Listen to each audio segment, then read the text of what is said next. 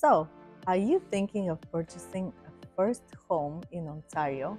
In this video, we're going to talk about the 10 steps home buyers need to take in order to become homeowners. If you stick till the end, you're going to see how smooth the process is and who can help you to make this very important purchase.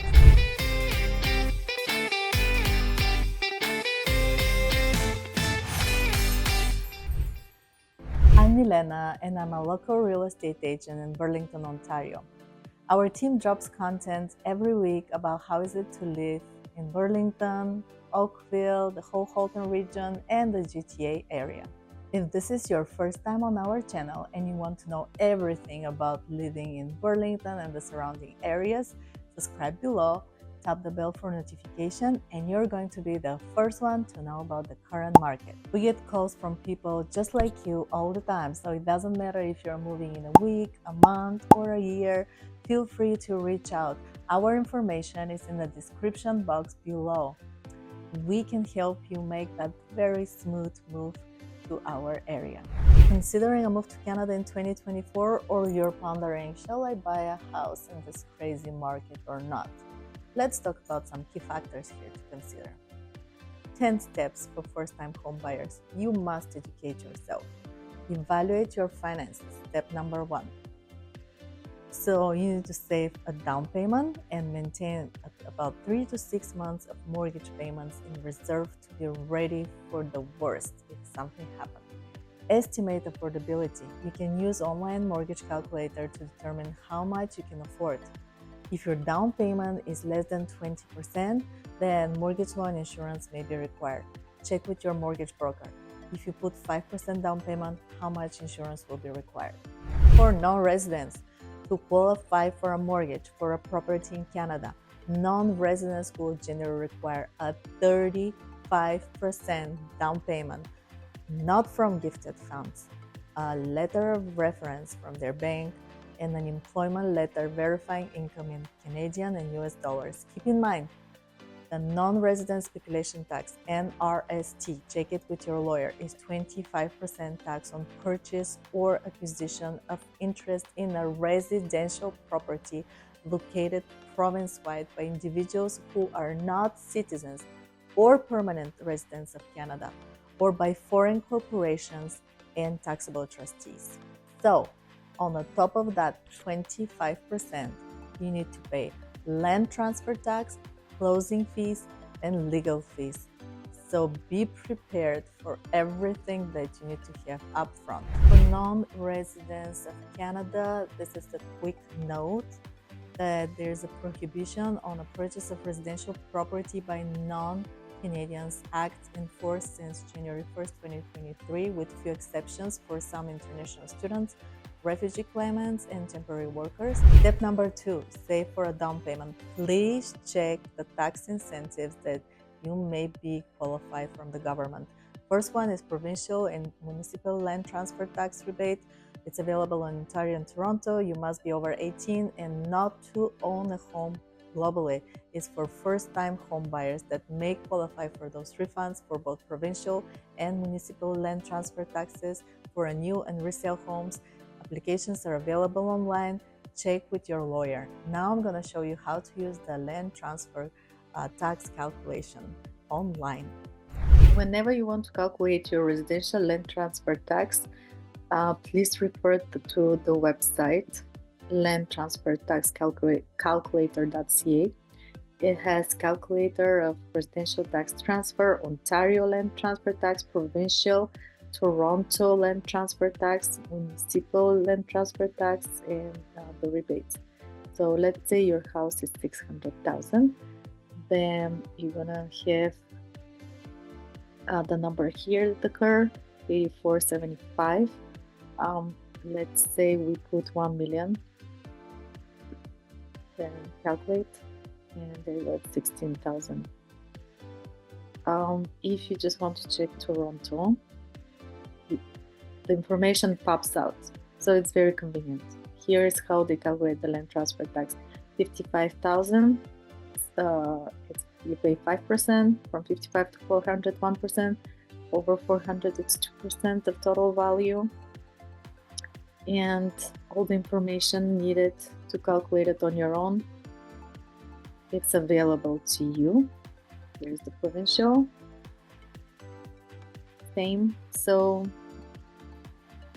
this is just a little tool you can use anytime you're planning to buy a house.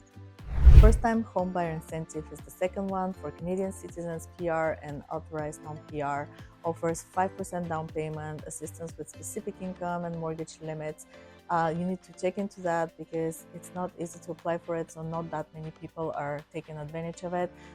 There are some limitations. Just check with the accountant and the attorney that you have. Then it's First Time Homebuyers tax credit that claims about $750 in rebate on your tax return. It's not much, but still, when you have to pay so much money upfront, this is something to consider. A popular one is RRSP Home Buyers Plan.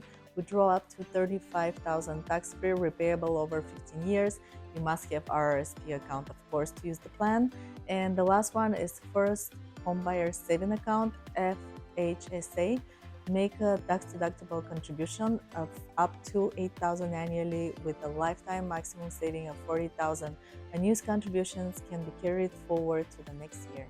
Make sure to understand that first-time buyer programs and land tax rebates from the Canadian government do not apply to non-residents. Note that all buyers need to have funds to pay the land transfer tax. Step number 3, pre-approve for a mortgage. Consult with a mortgage broker and ensure your documents support pre-approval. Very important. Shop for the best rates and terms as well. Regarding your credit score and employment, ideally you need a credit score of 700 and plus, but of course there are options for lower scores with different kind of mortgage. For people who are outside of the country, you also need to have at least 3 months of active employment in Canada to buy a house. For US residents or citizens that want to use their credits from there to Canada, you can partially transfer your credit score and then you need to build up. Step number 4, budget for additional costs. It's very common to consider financial extras. So you need to include property taxes, insurance, legal fees, home inspections, appraisal, condominium status certificate if you're buying a condo, moving costs, and utility hookups. Note that it's very common in Ontario that the water heaters are rented, so you need to pay that monthly. Step number 5, hire a real estate agent, not only because I'm one, but because I know the value of it. Find one that you can trust and that represents your interest and guides you through the process. Be prepared to discuss your urgency, pre-qualification status, budget, specific needs, down payment funds, and search criteria. And your agent is there to help you with multiple tasks like negotiating offers, handling multiple offers, managing dual representation, arranging home inspections, coordinating legal details, fulfilled conditions, securing mortgage details, managing deposits, coordinating the closing date, scheduling pre-closing visits, and assisting with the moving checklist. I personally hired a real estate agent for my very first house, and I'm not regretting this even a bit. She helped me to find the perfect place, and I use her mentorship and her guidance to continue buying properties. I work with her with every property I found, even on my own. She was involved in every sale that I made or every purchase. So why did I do that even though I was knowledgeable enough to continue on my own? Because she did all the little things for me, like arranging the inspection, the lawyer, the closing, everything was done for her, and I didn't have to take extra of my time and to check the offers constantly to see that she is keeping my best interest in place. I'll give you a brief of the current market. Right now, we are into what's called a buyer's market, and it occurs when there are more homes available for sale than buyers are looking to purchase, and the surplus of properties gives buyers more negotiating power as the sellers are often more willing to accept lower offers to sell their homes. In a buyer's market, prices tend to be more competitive, and buyers have the luxury of taking their time to choose a home that best fits their needs without the pressure of a quick decision. Additionally, buyers may have more leverage to request repairs or to lower the prices, or they have better favorable terms during the negotiation process. Seller's market, it's the opposite of it. It happened actually during the pandemic, where there are more buyers looking for homes than there are properties available for sale. So this creates a high demand and often leads to competitive bidding among buyers, which can drive up home prices. And that's exactly what happened in the last 3 years. And sellers market, sellers have the upper hand, as they can often sell their homes quickly and at very favorable prices. Buyers may face more pressure to make swift decisions and may have less room to negotiate on price or request repairs. It's common to see multiple offers on properties, sometimes above asking price. Remember, making it challenging for buyers to secure a home without making it. As a first-time buyer, condo might be your best choice. That's very common. And the reason that buyers are choosing condos is because of the amenities and access to public transit. They can be pricey, especially in Toronto real estate market, but often sell for far above their asking price. Keep in mind something important, that you need to account for the monthly condominium fee along with your mortgage payment to know how much your monthly expenses will be. Something about the condominium fee you need to know, that it's based on the condo corporation's projected expenses as outlined in an annual budget, and this is in the city. Expenses for a community can increase due to several factors such as inflation, unexpected repairs, or required building upgrades. As such, there is no limit on how much a condo fee may increase in Ontario. So that's always in account when you purchase a condo. Please keep in mind that if you want to do a flip with your first house or any kind of resale, you need to keep it for at least 1 year to avoid capital gains tax in Canada and qualify for a primary residence exemption from capital gains tax. According to recent research data, the average length of time people spend in their first home before purchasing their second one is about 7 to 10 years. So you have time to think. But let's say today you buy your first house. 12 months from now, you sell this house for $200,000 more. You don't pay capital gains on those $200,000. Just pocket them and you can put it towards your second. Step number 6, let's begin your home search. Choose the right location, very important. And also, first-time home buyers might be emotional and could choose a property that it's not suitable for their needs. So that's why you need an agent to keep you objective. You need to prioritize practical considerations over emotional impulses. Ensure that the property aligns with your long-term goals and financial capacity.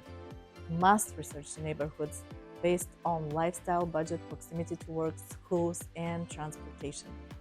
It is very important to pay attention to the amenities and property condition. As I said, consider schools, community centers, shopping, hospital, overall appearance, upkeep, renovations, and appliances. Define needs and wants, list must-haves and nice to have, and be prepared to compromise based on the current market conditions. Step number 7, make an offer, negotiate terms. Your agent will assist you in making and negotiating the offer, considering market conditions, price, and contingencies. Step number 8, conduct a home inspection and appraisal. Hire a home inspector. Do not underestimate that. Your agent will typically know a variety of professionals, and it can recommend home inspector to you who can assess the property and identify potential issues. Use the inspection report to negotiate repairs or price adjustments if necessary. Step number 9, secure your mortgage. Finalize all the finances. Choose the best mortgage options and secure your loan. Don't forget, when you work with a mortgage broker, they're there to look for your best interest. They work with multiple banks, so they can extract the best information for you. Where if you go to a bank and you want to secure the mortgage directly with the bank, the person you're talking to has the bank's interest in place, not yours. So that's why definitely research mortgage brokers and see what is available to you. And the last step, number 10, is meet with your lawyer. Review all the documents. ensure that you have a clear title, and there might be some material facts that need to be ironed, like zoning or flood plans, so that's why you work with the title company.